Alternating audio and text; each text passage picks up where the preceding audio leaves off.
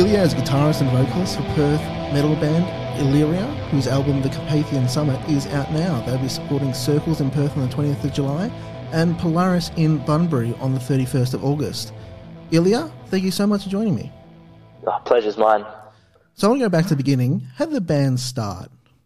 I think the most distinct memory that I have of starting Illyria was being in ancient history class in year 11.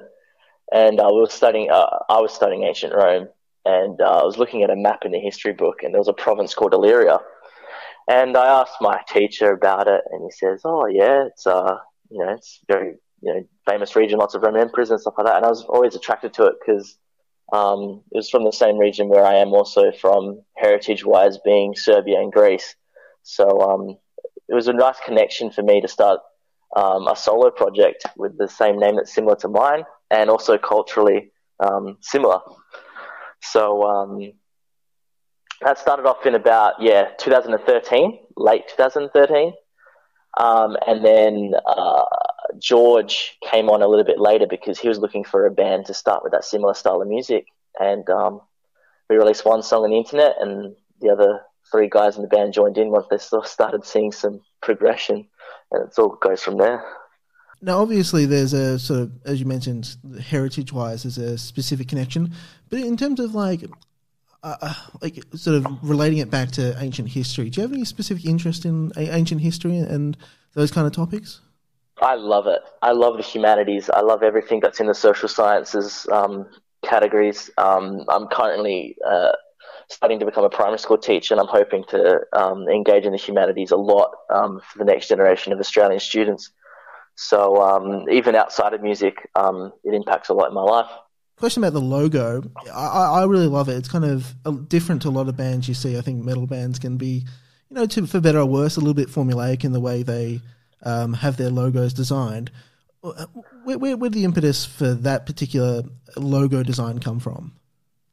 There was two moments that I can think of, and that is George and I were thinking about what would fit for our album art, because we had this drawing that was beautifully drawn by a young artist here in my city, and we wanted to respect that, and it sort of was like, well, let's just make it a signature, like it's part of our art. So we sort of went for that, and also a lot of bands in post-black metal tend to have a handwritten logo, so we sort of like to categorize ourselves in that sort of vein. So yeah, that's probably the history of it. And a really good friend of mine in Brisbane called Lachlan, shout out buddy, he did it. He gave us two logos, the one that's on our albums and the one that we put on posters if needed. And last question before we start diving into the album. The band has three guitarists, yes. Which is, I know you come across a few bands which have three guitarists, but like not really composing music, that sort of seems to me to present a challenge, but also an opportunity. The really banal way of putting it. But how does that kind of inform your music, the way you write your music? Well, there's three. The three guitarist approach is quite interesting. You got the Iron Maiden approach, or you got the Whitechapel Chelsea Green approach. And for us, we're definitely more leaning towards the Iron Maiden melodic. Lots of layers, lots of teamwork, instead of just all playing in unison for one big wall of sound. So the way that I compose my music has always had three guitarists in mind, because I love harmonies. I love lots of layers that I enjoy from classical music. And I want to incorporate it into my brand of post-black metal. And there are moments, of course, when, it sounds like there's only two or one guitar playing, but I always have an idea that we're working together as a team. And when I'm singing as well, I'm not very confident in playing and singing at the same time. And it's really nice to just drop out and just focus on singing, knowing that two other guys are there supporting me, So that's pretty much our philosophy of why there's three guitarists, and we love it, and we like being versatile with it. So you released your debut back in, I think it was 2016. When did you start working on this one? Roughly the same time period, actually. I'd consider canonically or thematically that they're actually intertwined a lot.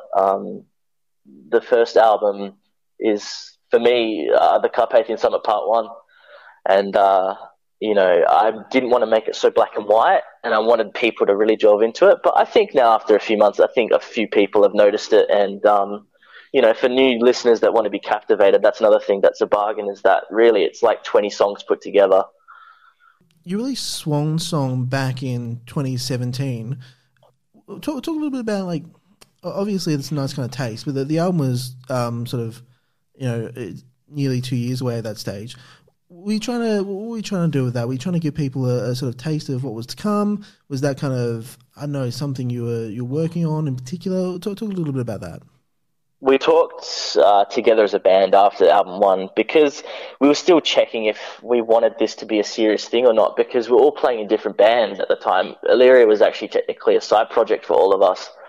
And the interesting part was that album 1 was actually program bass, guitar, program drums, all MIDI keyboard instruments, and just guitar and vocals were real.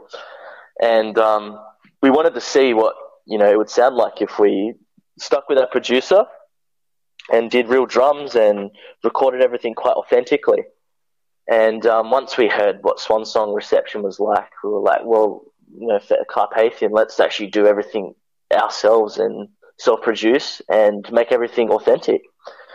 And that's why it took quite a while.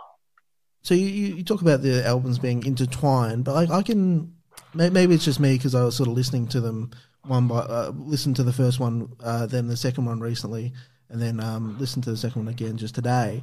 Is it just me, or is there sort of a progression musically there?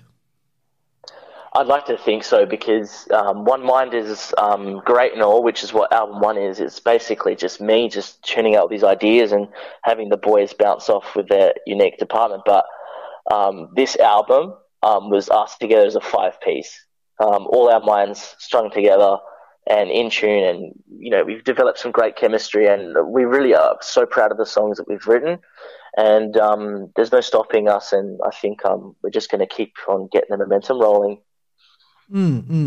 Let's dive into that a little bit. How does the band write a song in sort of broad outlines? As a 21st century writer, it's a lot different to what people might traditionally think it is, in the sense that when the first rock bands started coming through, I think you always get the vibe that they're in a garage and just jamming the songs together, and trying to work something out. But for us, we all just basically use software on our computer and just write stuff and write each other's parts. And then we'll get the meat and potatoes of the song, and then we'll talk about it afterwards and maybe sprinkle some oregano, get the olive oil out, get all the herbs and spices, and then we'll finally start to gel. But it's very independent. We all basically do our own little our own little goals for our songs, and then we come together and jam it. So let's focus on you specifically. You've got some time. You want to work on something for the album. How do you go about doing that? What's your process? It changes what the inspiration or the key moment is. Maybe I will binge play video games for 10 hours and I'm in a deep little campaign where I'm just like, wow, I'm so inspired to, write a song about this feeling that I've just gathered. Or I've watched the news, or, I've read a book, and all of a sudden I just crank on the computer and I'm in a mood to write about this, this moment. And it's very in the moment. I don't just sit down and go, I'm going to write today. I've got to feel right in the right mindset, emotionally also. It's pretty cool with the technology we have. You don't even have to have a guitar in your hand anymore. You can just type in some numbers on a score sheet, and it plays the notes that you want. So you were talking sort of a bit about like ideas and feelings. How does that translate to kind of musical notes? Like what happens between then and there that might start to form the outline of a song? I mean, there's a big emphasis on music theory. You can know everything about what notes to play, what chord progression you want, but sometimes you need to have that conventional initiation inside your mind to, I don't know, to help engage you.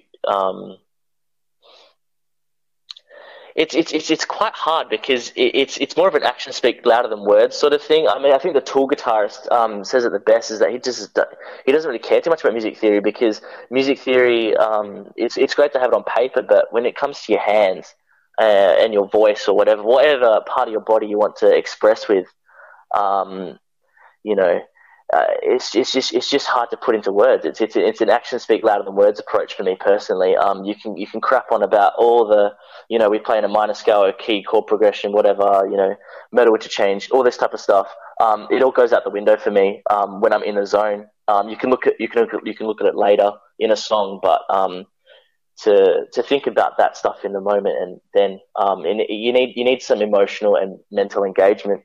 Personally, for me, I can't speak on behalf of the other members of the band, but for me, yeah, it all just goes out the window, and I just love what I do. I want to talk about a couple of songs on the album, sort of go through some parts of them. The Carpathian Summit is kind of, focus of the album. It's the longest track. Talk a little bit about how that one came about. I watched a documentary about some Orthodox monks in Greece.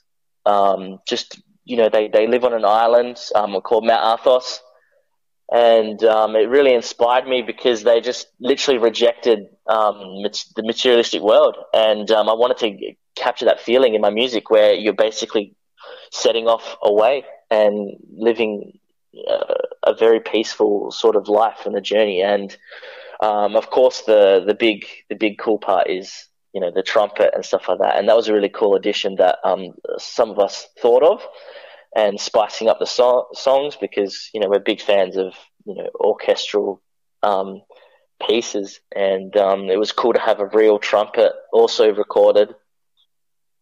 So I wanted to just simulate that or emulate that journey, that decision. They're big choices, to be tranquil and alone in a world that's so populated, but to find peace. I wanted to capture that in that song. Echo Flower, 2 parts, very kind of different parts as well, which I find really fascinating. How that song came about, and why is it in 2 parts?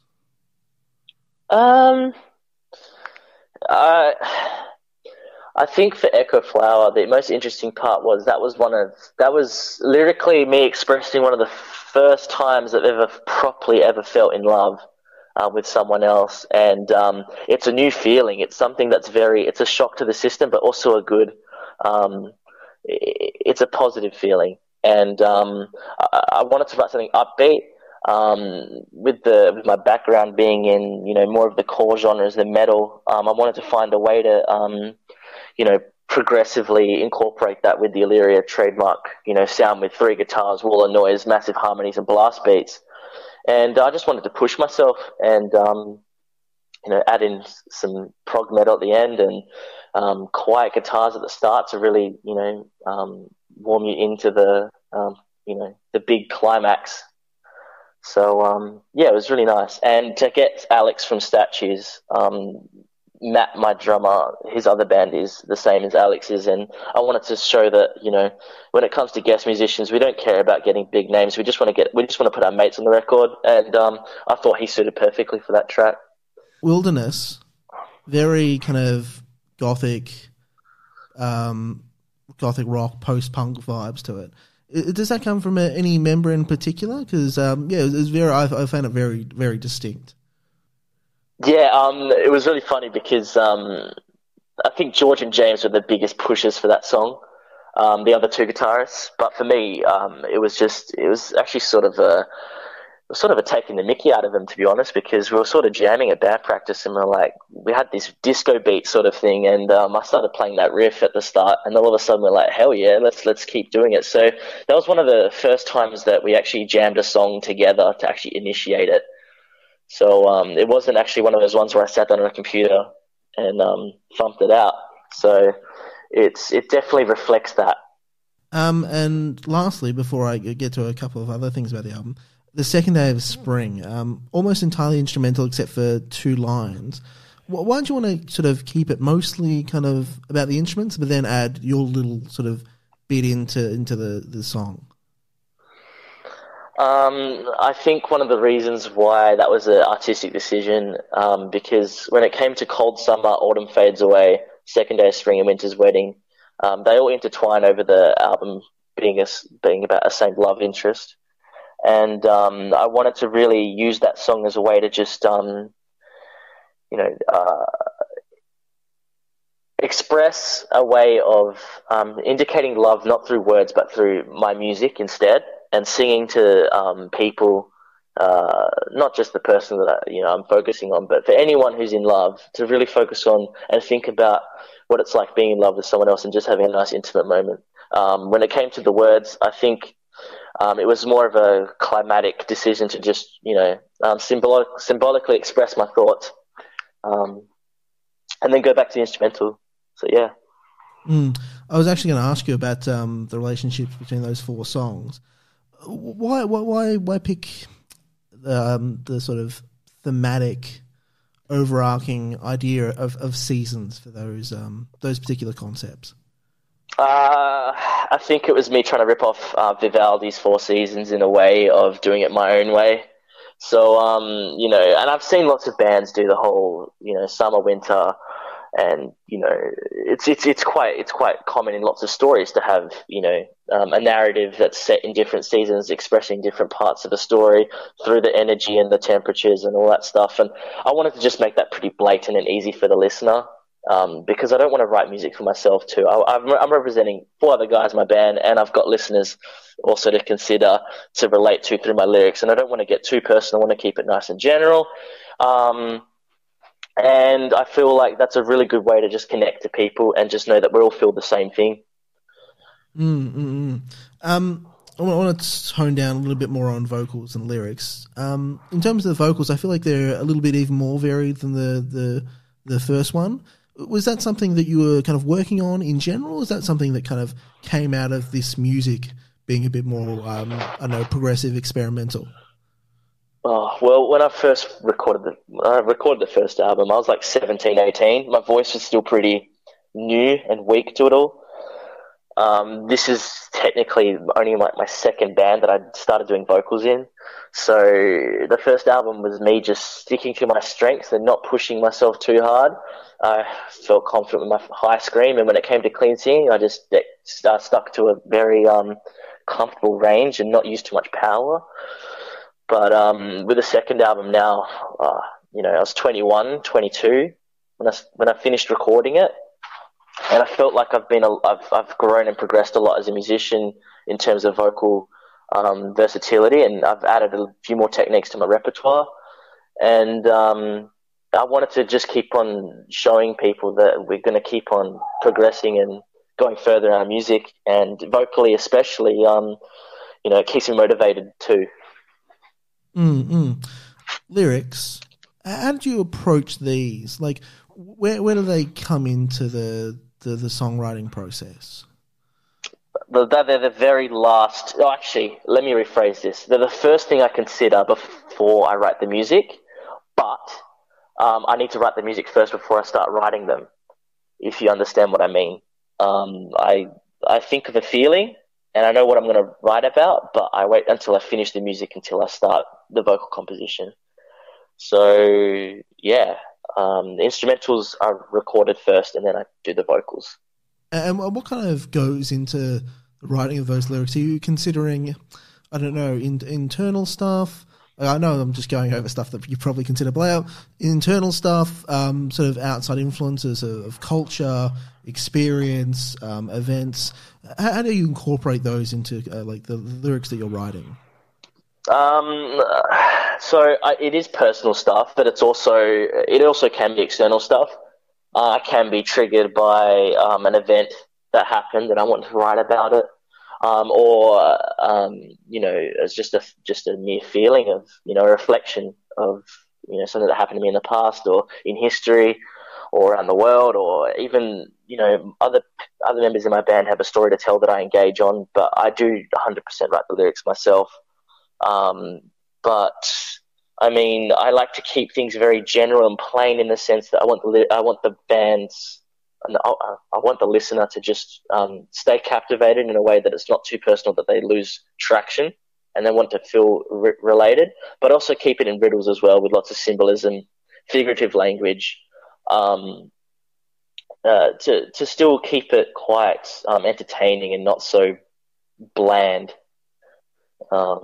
Like maybe, for example, I like to mention past historical events, such as Resurgence, when I mentioned, the Tower of Babel or Babylon, even though it's talking about something totally different, I just use that. So, yeah.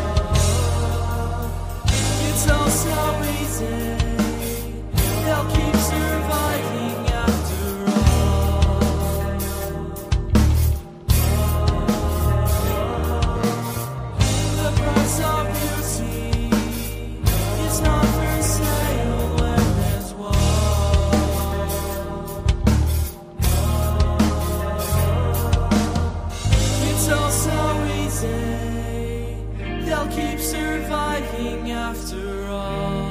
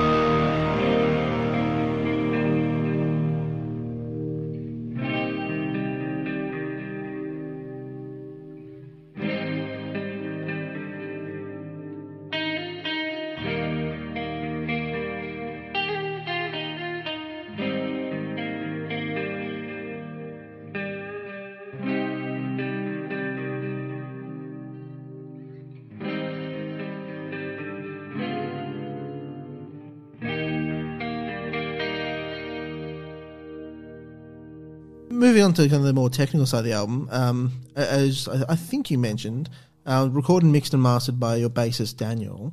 Talk a little bit about that experience and like what his background is in this kind of work.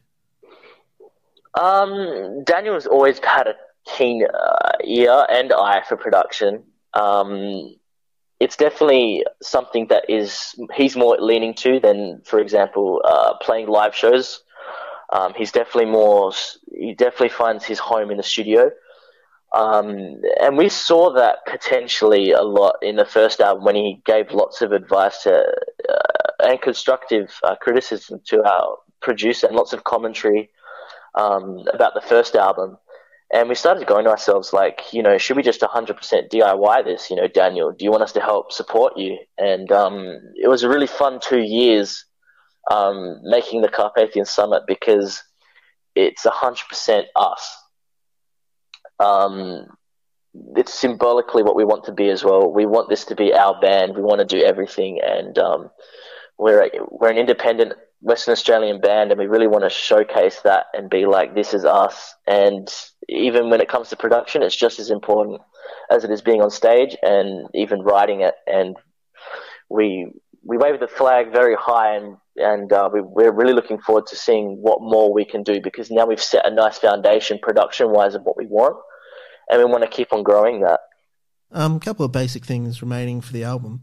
Why did you choose the title, The Carpathian Summit? Well, Illyria is quite close to Carpathia, and I wanted to have a goal of aspiring to somewhere beyond, but not too far away that it's ridiculous.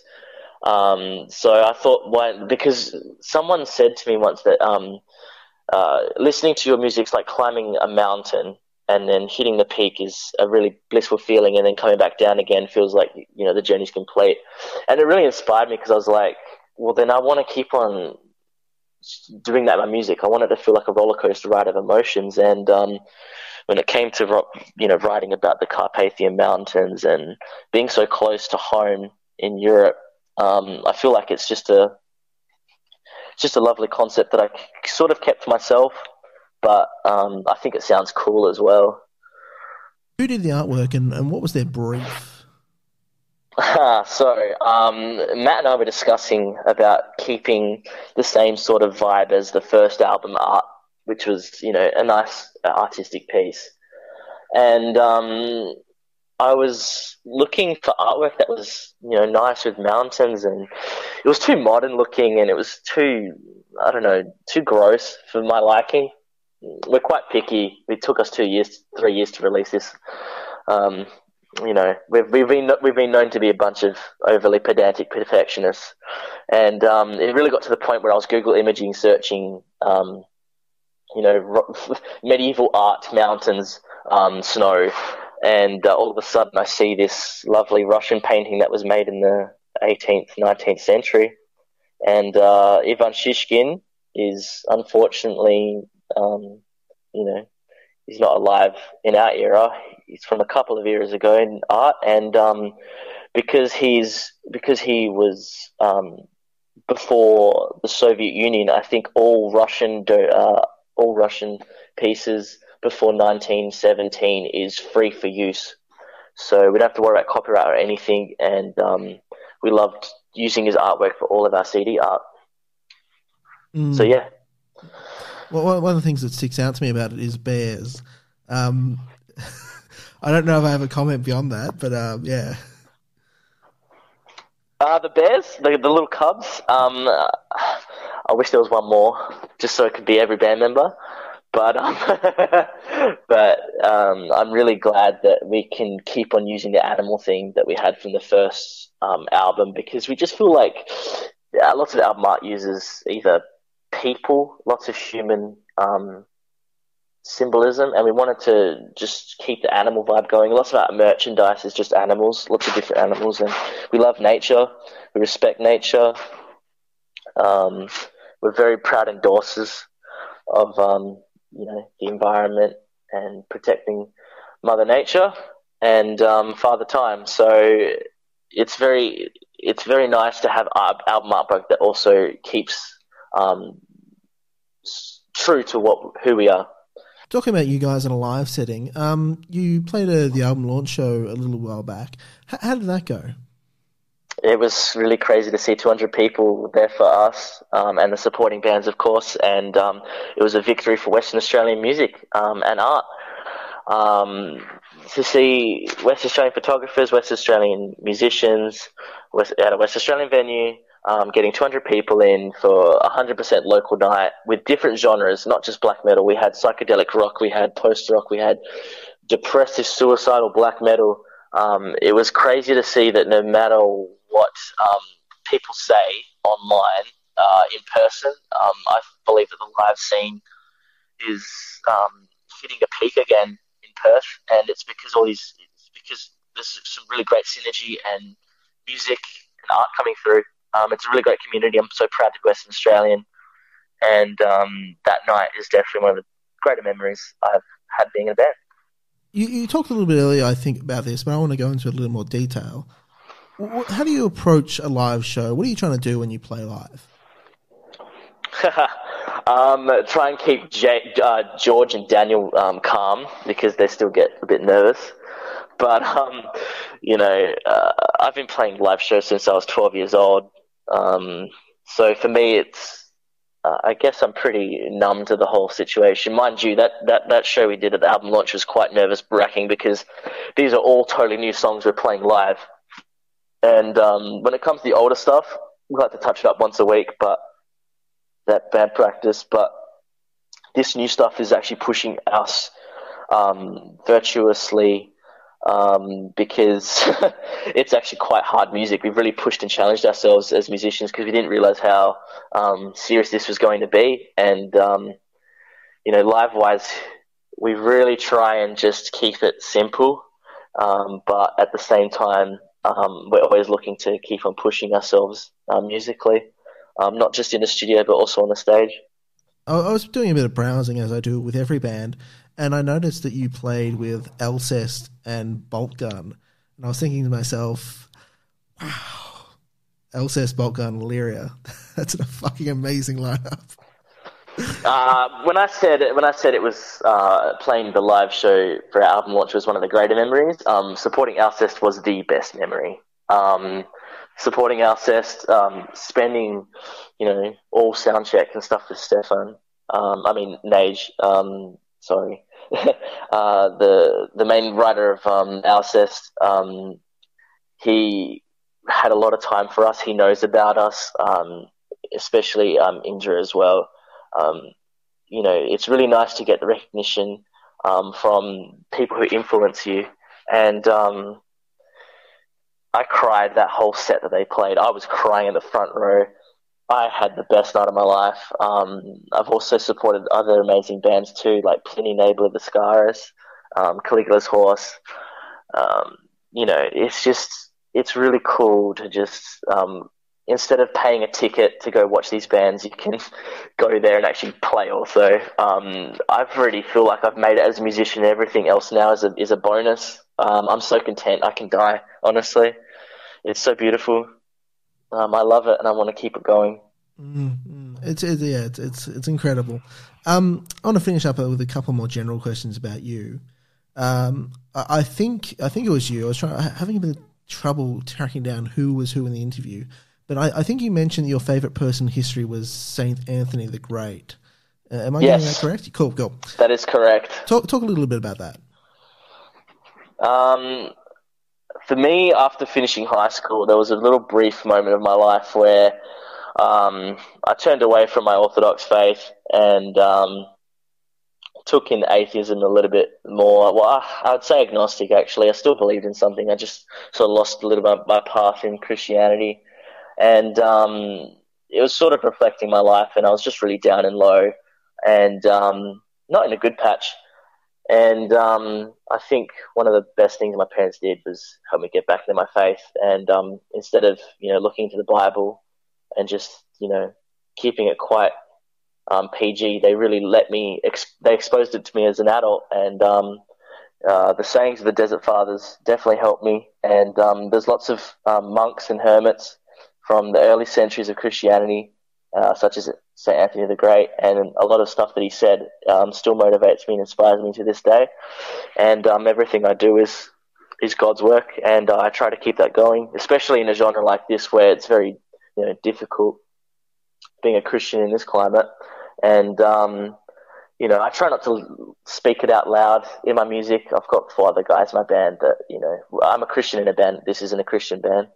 And I like to keep it, to myself, but I must stay true as well. St.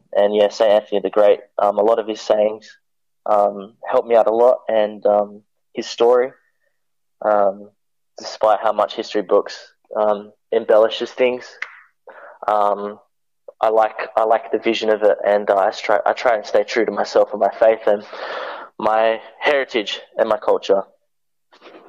No, I do find that whole section of Christian history very interesting. I mean, the Desert Fathers, I think it's a real shame that they're not more well known. I think Christianity suffered a lot in Western civilization because I feel like as an Eastern Christian, it's not very well known, the history, because of what the West has done. But post the Great Schism and everything, but everything before 1054 AD is absolute quality content. And for people that I like myself and was searching for a little bit after getting away, or never had it and want to look. Definitely don't just look at a Bible that you get from a bookshop, and a lot of that's, in my opinion, can be quite twisted and manipulated, especially by the Protestant Roman Catholic Church. But in the Orthodox Christian faith, I've found true peace for myself, and I'm not saying it's for everyone. It's bloody difficult, but for me, I find great comfort in it. Let's get back to the music. When did you start listening to heavy music? I've always been around it. My parents are absolute rockers, bless them. I might have gone a bit too far ahead for them in heaviness in some genres, but when it comes to post-black metal and stuff like that, that obviously came later on in my life. But I grew up with 80s glam rock blaring on the car radio. I pretty much know every single Bon Jovi song from New Jersey before. So it's pretty cool to have great supporting parents and loving parents that help push you with your passion, because both my parents are very sporting, athletic, and my father's a professional soccer coach, and he's currently in Spain right now coaching the Australian national team for the Paralympics soccer. So he definitely saw very early on that I wasn't too naturally gifted in sport, and he saw that I loved music, and he kept on pushing it.